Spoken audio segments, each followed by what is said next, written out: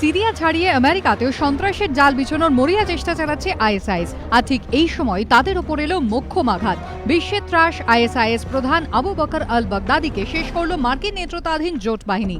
তাও আবার একেবারে এই জঙ্গি গোষ্ঠীর ঘাঁটি সিরিয়ার রাকায় ঢুকে।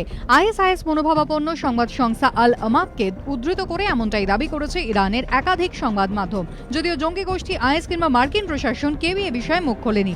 তাই প্রশ্ন উঠছে, আতঙ্কের এই নয়া মুখ কি সত্যি শেষ হয়েছে? বাগদাদি নেতৃত্বে এই জঙ্গি সংগঠন গোটা বিশ্বে সন্ত্রাসের রাজত্ব কায়েমের চেষ্টা করছে। সিরিয়ার গণ্ডি ছাড়িয়ে তাদের নাশকতামূলক কার্যকলাপ এখন থাবা বসিয়েছে আমেরিকা এবং ইউরোপেও। প্যারিসে সন্ত্রাসবাদী হামলা হোক কিংবা অরল্যান্ডোয় বন্দুকবাজের দাপট, সব ক্ষেত্রে যোগ মিলেছে আইএসআইএস এর।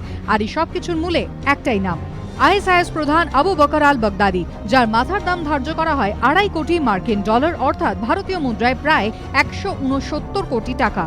কয়েকদিন ধরেই বাগদাদির খোঁজে ইরান এবং সিরিয়া জুড়ে তন্ন তন্ন করে তল্লাশি চালাচ্ছিল মার্কিন নেতৃত্বাধীন জোটের বিমান বাহিনী।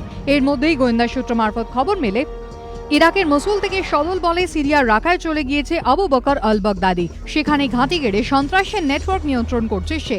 রবিবার থেকে ঝাঁকে ঝাঁকে যুদ্ধ বিমান উড়ে যায় রাকার দিকে। শুরু হয় গোলাবর্ষণ।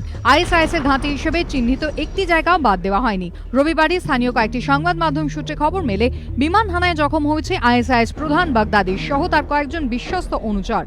তবে তারপরও বিমান হানা থামানো হয়নি। প্রশাসন সূত্রে খবর, এতেই অপারেশন বাগদাদির উদ্দেশ্য হাসিল হয়। একে নেতা জখম, তারপর লাগাতার বিমান হানা, এতেই কোমর ভেঙে যায় জঙ্গি গোষ্ঠীর। ঘুরে দাঁড়াতে পারেনি তারা। যখন বাগদাদিকেও আর সেখান থেকে বার করা যায়নি। স্থানীয় সংবাদ মাধ্যম সূত্রে খবর, এরপরই নাকি মৃত্যু হয় আইএসআইএস প্রধান বাগদাদির। যদিও এ নিয়ে এখনো ধোঁয়াশা অব্যাহত। এবিপি আনন্দ।